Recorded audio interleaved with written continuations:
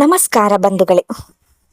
ಕೆಲವೊಮ್ಮೆ ಒಂದು ಸಣ್ಣ ಘಟನೆ ಇಡೀ ಸಮಾಜಕ್ಕೆ ದೊಡ್ಡ ಸಂದೇಶವನ್ನು ನೀಡುತ್ತದೆ.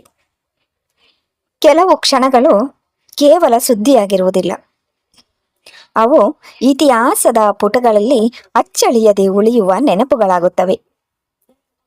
ಇಂದು ನಾವು ಹೇಳಲಿರುವ ಕಥೆಯು ಅಂತಹದ್ದೇ, ಒಂದು ಭಾವನಾತ್ಮಕ ಮತ್ತು ಆಶಾದಾಯಕ ಘಟನೆ.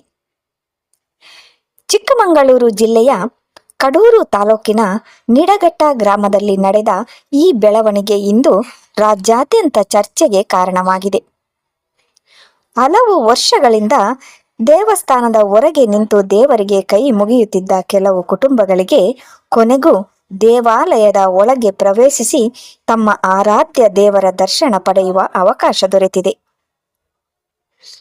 ಈ ಘಟನೆ ಕೇವಲ ಒಂದು ದೇವಸ್ಥಾನದ ಬಾಗಿಲು ತೆರೆಯಲ್ಪಟ್ಟ ಕಥೆಯಲ್ಲ, ಇದು ಮನಸ್ಸಿನ ಬಾಗಿಲುಗಳು ತೆರೆದ ಕತೆ, ಪರಸ್ಪರ ನಂಬಿಕೆ ಗೆದ್ದ ಕತೆ, ಸಮಾನತೆ ಮತ್ತು ಮಾನವೀಯತೆ ಗೆದ್ದ ಕತೆ.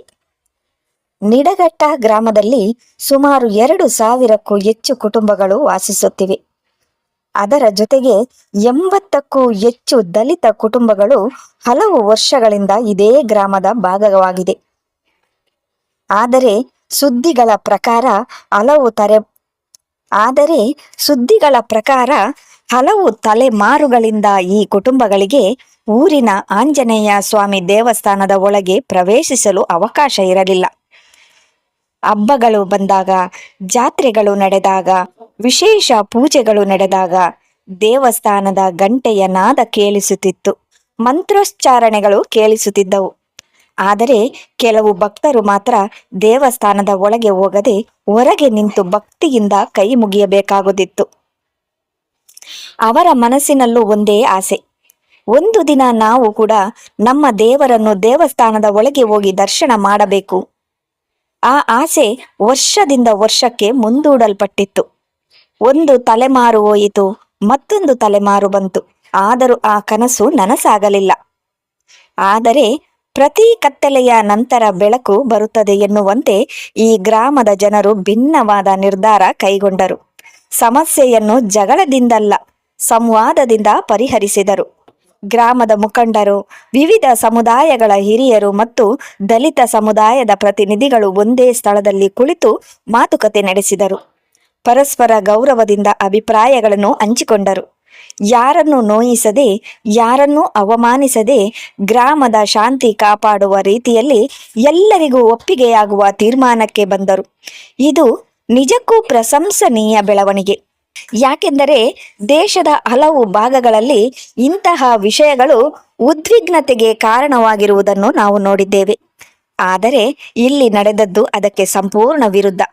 ಇಲ್ಲಿ ಗೆದ್ದದ್ದು ಯಾರೊಬ್ಬ ವ್ಯಕ್ತಿಯಲ್ಲ, ಗೆದ್ದದ್ದು ಮಾನವೀಯತೆ, ಗೆದ್ದದ್ದು ಸಹಬಾಳ್ವೆ, ಗೆದ್ದದ್ದು ಪರಸ್ಪರ ವಿಶ್ವಾಸ. ಕೊನೆಗೂ ಆ ಬಹು ನಿರೀಕ್ಷಿತ ದಿನ ಬಂದಿತು. ಸರಕಾರಿ ಅಧಿಕಾರಿಗಳು, ಪೊಲೀಸ್ ಇಲಾಖೆ ಮತ್ತು ಗ್ರಾಮದ ಪ್ರಮುಖರ ಸಮ್ಮುಖದಲ್ಲಿ ದಲಿತ ಕುಟುಂಬಗಳ ಸದಸ್ಯರು ಮೊದಲ ಬಾರಿಗೆ ದೇವಸ್ಥಾನದ ಮೆಟ್ಟಿಲುಗಳನ್ನು ಏರಿದರು. ಆ ಕ್ಷಣವನ್ನು ಮಾತಿನಲ್ಲಿ ವಿವರಿಸುವುದು ಸುಲಭವಲ್ಲ. ಕೆಲವರ ಕಣ್ಣಲ್ಲಿ ಸಂತೋಷದ ಕಣ್ಣೀರು, ಕೆಲವರ ಮುಖದಲ್ಲಿ ಹಲವು ವರ್ಷಗಳ ಕನಸು ನನಸಾದ ನಗು, ಇನ್ನು ಕೆಲವರು ದೇವರ ಸನ್ನಿಧಿಗೆ ಕಾಲಿಡುವ ಮುನ್ನ ನೆಲಕ್ಕೆ ನಮಸ್ಕರಿಸಿ ಭಾವುಕರಾದರು. ಅವರು ದೇವಸ್ಥಾನದ ಒಳಗೆ ಪ್ರವೇಶಿಸಿದರು, ಆಂಜನೇಯ ಸ್ವಾಮಿಯ ದರ್ಶನ ಪಡೆದರು, ಭಕ್ತಿಯಿಂದ ಪೂಜೆ ಸಲ್ಲಿಸಿದರು, ತೆಂಗಿನಕಾಯಿ ಒಡೆದರು, ಹೂವಿನ ಹಾರ ಅರ್ಪಿಸಿದರು, ತಮ್ಮ ಕುಟುಂಬದ ಸುಖ, ಶಾಂತಿ, ಆರೋಗ್ಯ ಮತ್ತು ಒಳಿತಿಗಾಗಿ ಪ್ರಾರ್ಥಿಸಿದರು.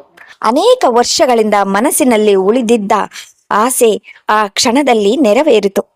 ದೇವರ ಮುಂದೆ ಎಲ್ಲರೂ ಒಂದೇ, ಭಕ್ತಿಗೆ ಜಾತಿ ಇಲ್ಲ, ಪ್ರೀತಿಗೆ ಗಡಿಗಳಿಲ್ಲ, ದೇವಾಲಯವು ಭಕ್ತಿಯನ್ನು ಒಗ್ಗೂಡಿಸುವ ಸ್ಥಳವಾಗಿರಬೇಕು ಎಂಬ ಸಂದೇಶವನ್ನು ಈ ಘಟನೆ ಮತ್ತೊಮ್ಮೆ ನೆನಪಿಸಿದೆ. ಭಾರತೀಯ ಸಂವಿಧಾನ ಎಲ್ಲ ನಾಗರಿಕರಿಗೂ ಸಮಾನ ಹಕ್ಕುಗಳನ್ನು ನೀಡಿದೆ. ಸಮಾನತೆ, ಗೌರವ ಮತ್ತು ಮಾನವೀಯತೆಯ ನಮ್ಮ ಸಮಾಜದ ಅಡಿಪಾಯಗಳಾಗಿವೆ. ಅವು ಕೇವಲ ಕಾನೂನಿನ ಪುಸ್ತಕದಲ್ಲಷ್ಟೇ ಅಲ್ಲ, ನಮ್ಮ ಜೀವನದಲ್ಲೂ ಪ್ರತಿಬಿಂಬಿಸಬೇಕು. ನಿಡಘಟ್ಟ ಗ್ರಾಮದಲ್ಲಿ ನಡೆದ ಈ ಬೆಳವಣಿಗೆ ಅದಕ್ಕೆ ಒಂದು ಉತ್ತಮ ಉದಾಹರಣೆಯಾಗಿ ಕಾಣುತ್ತಿದೆ. ಇಂತಹ ಘಟನೆಗಳು ಸಮಾಜದಲ್ಲಿ ಹೊಸ ನಂಬಿಕೆಯನ್ನು ಮೂಡಿಸುತ್ತವೆ, ಮುಂದಿನ ಪೀಳಿಗೆಗೆ ಉತ್ತಮ ಸಂದೇಶವನ್ನು ನೀಡುತ್ತವೆ. ನಾವು ಎಲ್ಲರೂ ವಿಭಿನ್ನ ಹಿನ್ನೆಲೆಯಿಂದ ಬಂದವರಾಗಿರಬಹುದು, ಆದರೆ ಮಾನವೀಯತೆಯೇ ನಮ್ಮನ್ನು ಒಂದಾಗಿಸುತ್ತದೆ. ಪರಸ್ಪರ ಗೌರವ ನಮ್ಮನ್ನು ಇನ್ನಷ್ಟು ಹತ್ತಿರ ತರುತ್ತದೆ. ಇಂತಹ ಸಕಾರಾತ್ಮಕ ಬೆಳವಣಿಗೆಗಳು ದೇಶದ ಮೂಲೆ ಮೂಲೆಗಳಿಗೂ ಹರಡಲಿ. ದ್ವೇಷದ ಬದಲು ಪ್ರೀತಿ ಬೆಳೆಯಲಿ. ವಿಭಜನೆಯ ಬದಲು ಒಗ್ಗಟ್ಟು ಹೆಚ್ಚಾಗಲಿ. ಯಾವುದೇ ಭಕ್ತನು ದೇವರ ದರ್ಶನಕ್ಕಾಗಿ ಕಾದು ನಿಲ್ಲಬೇಕಾದ ಪರಿಸ್ಥಿತಿ ಮತ್ತೆ ಎಂದಿಗೂ ಬರದಿರಲಿ. ಈ ಘಟನೆ ನಮಗೆ ಆಸೆಯನ್ನು ನೀಡುತ್ತದೆ, ಬದಲಾವಣೆ ಸಾಧ್ಯ ಎಂಬ ವಿಶ್ವಾಸವನ್ನು ನೀಡುತ್ತದೆ. ಮನುಷ್ಯರ ಮನಸ್ಸು ಬದಲಾದರೆ ಸಮಾಜವು ಬದಲಾಗುತ್ತದೆ ಎಂಬ ಸತ್ಯವನ್ನು ನೆನಪಿಸುತ್ತದೆ. ಈ ಐತಿಹಾಸಿಕ ಬೆಳವಣಿಗೆಗೆ ಕಾರಣರಾದ ಗ್ರಾಮದ ಹಿರಿಯರು, ಮುಖಂಡರು ಹಾಗೂ ಅಧಿಕಾರಿಗಳು, ಎಲ್ಲಾ ಗ್ರಾಮಸ್ಥರ ಸಹಕಾರ ನಿಜಕ್ಕೂ ಅಭಿನಂದನೀಯ. ಈ ರೀತಿಯ ಸೌಹಾರ್ದ ಮತ್ತು ಸಹಬಾಳ್ವೆ ದೇಶದ ಎಲ್ಲೆಡೆ ಬೆಳೆಯಲಿ ಎಂಬುದು ನಮ್ಮ ಹಾರೈಕೆ. ಈ ವಿಷಯದ ಬಗ್ಗೆ ನಿಮ್ಮ ಅಭಿಪ್ರಾಯವೇನು? ಇಂತಹ ಸಕಾರಾತ್ಮಕ ಬದಲಾವಣೆಗಳು ಸಮಾಜದಲ್ಲಿ ಇನ್ನಷ್ಟು ಆಗಬೇಕೆಂದು ನೀವು ಭಾವಿಸುತ್ತೀರಾ? ನಿಮ್ಮ ಅಭಿಪ್ರಾಯವನ್ನು ಕಮೆಂಟ್ ಮೂಲಕ ತಿಳಿಸಿ. ಈ ವಿಡಿಯೋ ನಿಮಗೆ ಇಷ್ಟವಾದರೆ ಲೈಕ್ ಮಾಡಿ, ನಿಮ್ಮ ಸ್ನೇಹಿತರೊಂದಿಗೆ ಹಂಚಿಕೊಳ್ಳಿ ಹಾಗೂ ಇಂತಹ ಉತ್ತಮ ಮತ್ತು ಸಕಾರಾತ್ಮಕ ಸುದ್ದಿಗಳಿಗಾಗಿ ನಮ್ಮ ಚಾನಲ್ ಅನ್ನು ಸಬ್ಸ್ಕ್ರೈಬ್ ಮಾಡಿ. ಧನ್ಯವಾದಗಳು.